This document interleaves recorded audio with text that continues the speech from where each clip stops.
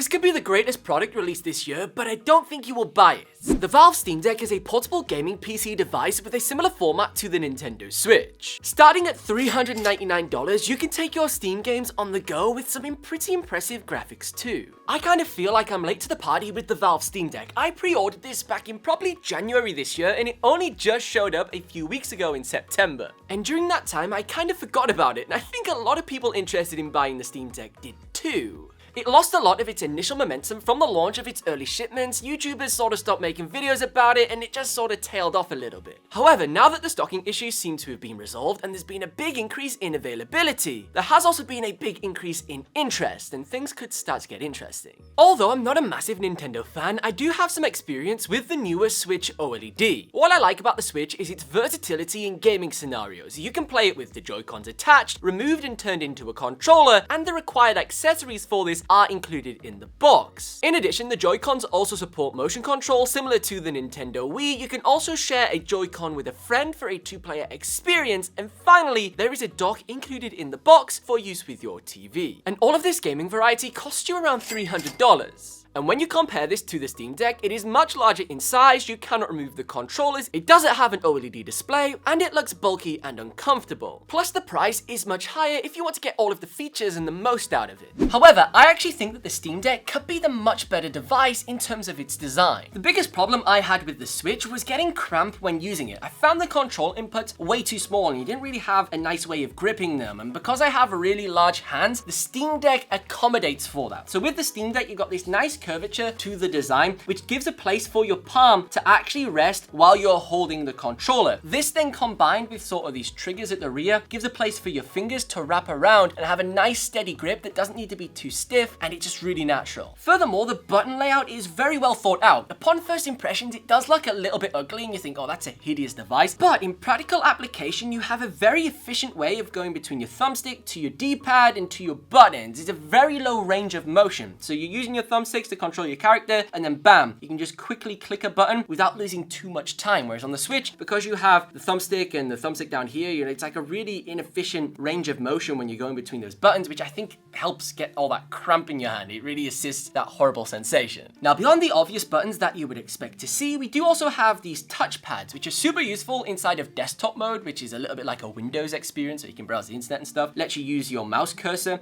in quite a natural fashion like you would on a laptop, but also in less optimized games, this just gives you an additional input that you can map to get a little bit more functionality out of that title. These touchpads also have a really nice haptic feedback sensation when you are scrolling. Below, we've then got our Steam button and our quick settings. The Steam button opens up your menu for accessing the store, the home, the library, all them types of things, and then the quick settings buttons lets you adjust your brightness, your volume, airplane mode, various performance settings, stuff like that. Now, the control inputs don't end there. If we take a look at the back of the device, we've got our obvious triggers and bumpers that you would come to expect, but we then also have these paddles, R4 and R5, L4 and L5. Just like with the touchpads, these again are very useful for assisting with the compatibility of games that require a lot of input sources. And the final feature of the Steam Deck is also the touchscreen. You can navigate the display like you would with like your iPhone or your tablet, go ahead and launch into your games. This is also really useful when you're in desktop mode. You see, the biggest attraction for me with the Steam Deck is the games. Having the ability to play such a vast range and variety of games is truly incredible, and without trying to insult Nintendo fans, as I once was one when I was a kid with my DS Lite. But the games on the Steam Deck just make this feel like a gaming device for grown-ups. Almost like the Switch is older sibling that likes emo and goth music and wears all black clothing all the time, a little bit of a badass. You're not playing a Peggy 3 Mario Kart or running around in Bowser's Castle. Now, all of that was cool when I was like 8 years old, and I mean no disrespect, the incredible franchises, but there becomes a point in your life where, you know, you come 22 years old and you just want to play a Peggy 18, shoot up a load of people, and have like really depth and gritty gameplay. And the novelty of racing around in Mario Kart with your mates just sort of feels a little bit lame when you're 22 years old. And I felt like a lot of games on the Switch were like this for me and also my friends. We all bought Nintendo Switches, played them for like a week or two, and then they've just sat in their dock ever since. However, the Steam Deck offers everything I loved about the Switch gaming on the go with a portable device, but I actually get to play games that I care about, and this syncs up with my main gaming PC via Steam Cloud Saves. So everything just feels seamless and I'm not compromising anything. Like when I would play Alien Noir on my Nintendo Switch, I would have a completely different save than to what I had on my gaming PC. Now I think that that's enough of me comparing this to the Nintendo Switch. I don't want to do that anymore. I understand that these are two completely different devices for two different types of gamers, but it's important to get a little bit of perspective about how it compares to the Switch because it's been such a market leader in portable gaming for so many years. The version of the Steam Deck I purchased was the top spec one. It cost me around £569. Now for this price, you do get quite a lot. Inside is an internal 512GB NVMe SSD, which is the fastest storage available. Premium anti-glare etched glass, so you have more of a matte display, which reduces reflections. Obviously, choosing the matte display over the glossy one does reduce sort of the vibrancy of the colors, but it's not a huge issue. Furthermore, you also get the exclusive carrying case, which has an upgraded design. And from what I've seen online, the upgraded design just sort of consists of this colored logo and a few tweaks. There are also some exclusive digital perks, such as a cool background for your Steam profile and also a Steam profile picture. And when you compare this to the cheaper variation, which costs £349, still a little bit pricey, you only get 64GB of storage and it's really slow. It's not an NVMe SSD and a carrying case, none of those other things that I mentioned. In my personal opinion, I think to get the most out of the Steam Deck, you should be purchasing at least the mid-tier to high-tier versions. Even though there is the expandable storage with the micro SD card, very similar to the Nintendo Switch, having that additional super fast internal storage just improves the overall experience and gives you much more options for the amount of games that you can install. So when it comes to the supported games, Steam's done a very good job at explaining this with these various icons. You can clearly see which are optimized for the Steam Deck, which are slightly supported but may not be perfect, and which ones outright do not work. Over the past few weeks, I have been testing a large range of different games across different years, so really old games and obviously newer titles, which you would expect to be supported. The ones that I've been trying in particular, got Assassin's Creed Black Flag, that was from 2014, Max Payne's much older, maybe 2012, I think, 2013, maybe even older than that. And then things like Apex Legends, Phantom Pain 2015, and then newer titles such as Spider-Man Remastered and also F1 2022. Now you can clearly see the different icons that we were just discussing. We've got the green tick,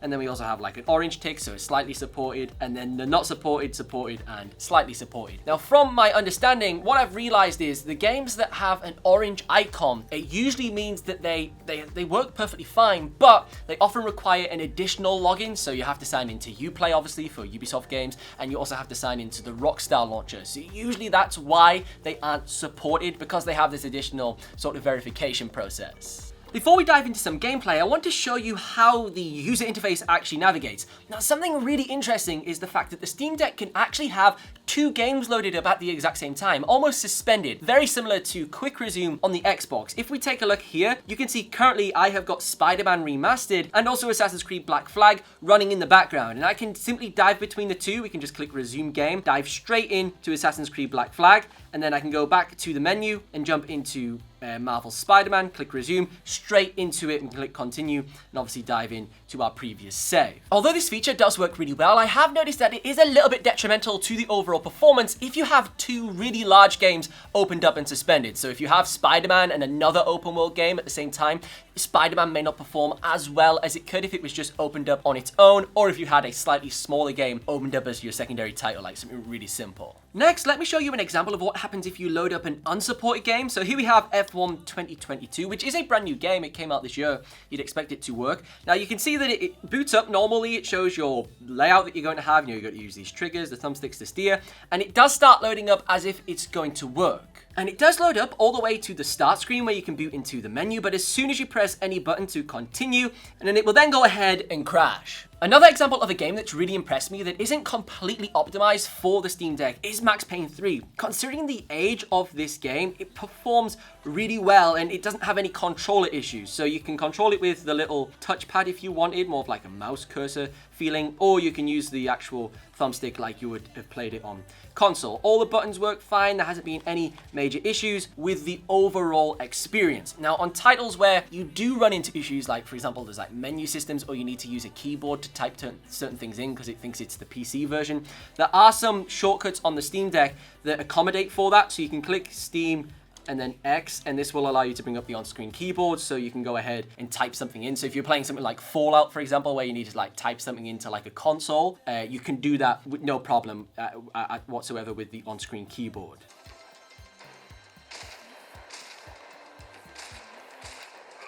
Next, let's take a look at the gameplay and performance of the Steam Deck itself. This was an area that really impressed me. When I first purchased this device, I was expecting to be playing at like low to medium graphic settings. However, across the large range of styles and types of games that I've tried, it's all been pretty good. So if we use Spider-Man Remastered as an example and we dive into our graphics settings, you can see we are running at the native resolution of the Steam Deck, which obviously on a display this small that you're holding in your hands actually looks very sharp. And of course, we have it maxed out at its 60Hz resolution. Again, of course, you're not going to be playing at 120, 144 Hz, but for a portable device, it feels fine. But if we take a look at the actual graphic settings that I chose, I went for the medium preset. Now, obviously, Spider-Man is a very intense game for how large it is, and I did play it on the higher presets, and it was fine. But for a more consistent experience, for the more complex levels and missions that you do, it was much better on medium. And as you can see, when you are actually in the game itself, the graphics look perfectly fine. You wouldn't complain that this is medium preset.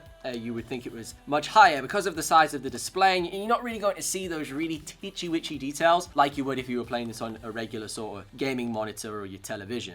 What I've noticed with this game is it plays great. I've played this game on the PS5. It feels like the same experience. However, what I've noticed is compared to the PS5 that obviously has those incredible triggers on the controller, the Steam Deck's RT trigger just sometimes feels a little bit sluggish. So you'll initiate your web swing and it just sometimes will not initiate, or it just doesn't release and activate in a timely manner. It just doesn't feel like it's on it as much as a regular sort of console controller does. Now, this has only been an issue inside of Spider-Man that sort of relies on that press and hold when it comes to releasing things. In shooter games like Max Payne and also Apex Legends, these triggers perform perfectly fine, and also the tactile sort of feedback you get through the vibrations were strong enough. They weren't super strong, but they were more than enough for you to just feel what was happening.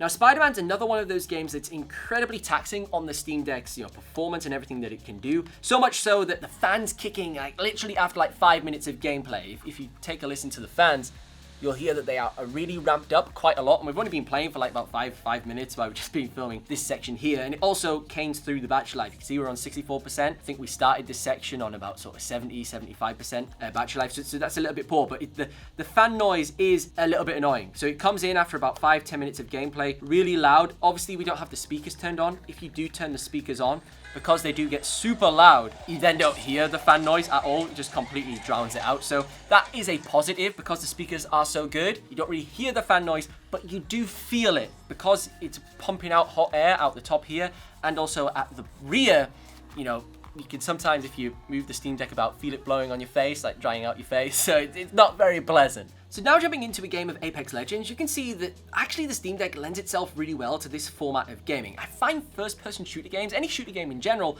fantastic on the Steam Deck. Now, you could argue that the display is a little bit on the smaller side for especially first-person shooters, having that accuracy for aiming where you're at, but I think you can adjust to it. I did find more in third-person shooters like Metal Gear Solid that was more of a struggle because you had such a small aim point. But because on Apex you can actually sort of see your gun in first person mode, it's not too much of a problem. Now, the triggers and everything feels fine and nice and quick and responsive for this style of game. It doesn't have the same issue as within Spider-Man where it feels a little bit laggy. And again, because these first-person shooters are often loading in much smaller levels and compared to an open-world game, it's much more complex, all the AI and all sorts of different weather systems and all that type of stuff. It does perform much better on the Steam Deck, this style of game. As awesome as the gameplay is on the Steam Deck, and seriously, it is awesome, the biggest letdown is the battery life. And with this being a portable device, that's a huge factor.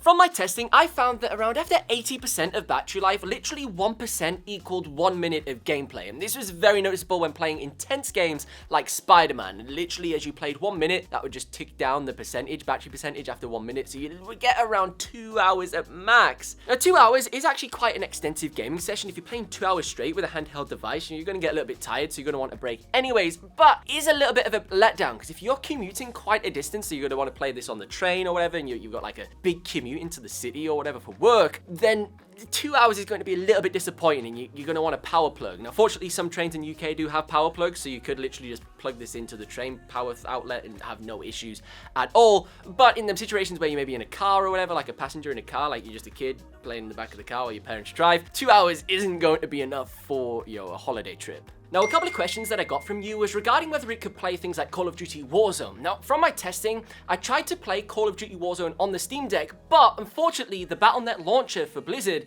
doesn't support Linux, so although I downloaded it from the website, obviously it wouldn't run and install because it wasn't on a Windows or Mac OS. Now, I looked further into this, and what you can do is on the Steam Deck is you can actually dual boot the system, so you can sort of partition the internal SSD so it can boot up SteamOS and Linux as well as booting up Windows, but it's quite a lengthy process. But if you want me to sort of attempt it, let me know in the comments and we can make that as a separate video. However, if this is done successfully, it allows you to play things on Xbox Game Pass, the Windows Store, the Epic's Game Store, and obviously Warzone on the Blizzard installer because you're now running Windows. Something really cool you can do with the Steam Deck to sort of take it to the next level is purchase an additional dock so you can basically turn it into a desktop PC. This sort of enhances the versatility of the device, which a lot of similar sort of PC gaming portable devices can't do on the market. Now, Valve are going to be releasing their very own official dock. It's not available at the time of filming this video, a couple of months I think it will be, but this is one of the cheap ones that I purchased on Amazon for about £40, and it can do 4K 60Hz output, which is pretty good, and then it unlocks a few other ports like USB ports and also an Ethernet. Now, there are some slightly cheaper variations that can only output at like 1080p or 4K 30Hz as a maximum. Now, obviously, you're not going to be gaming at 4K with the specs of the Steam Deck, but it might be a little bit useful if you want to do a little bit of like homework or spreadsheet work or whatever on your Steam Deck if that's something you're interested in. Although the Valve Steam Deck is probably one of the most interesting, and I would go as far to say the greatest product I've probably reviewed on this channel, the problem with it is I don't think anyone's gonna buy it. The reason for this is because of its high price and also low battery performance. The concept and execution of this gaming console is superb. It performs really well, graphics are good, but you can only play it for around an hour and a half to 2 hours, and for somebody who won't be near a power source, hence why they need a portable gaming system, this isn't ideal. It's a lot of money for a product that is not perfect, and for that reason, it's an incredible device that you probably won't buy. The Valve Steam Deck can easily be pushed to its limits, and if you want to see the pinnacle of PC gaming hardware do the same, you should check out this video next, where I destroy my PC with 8K gaming.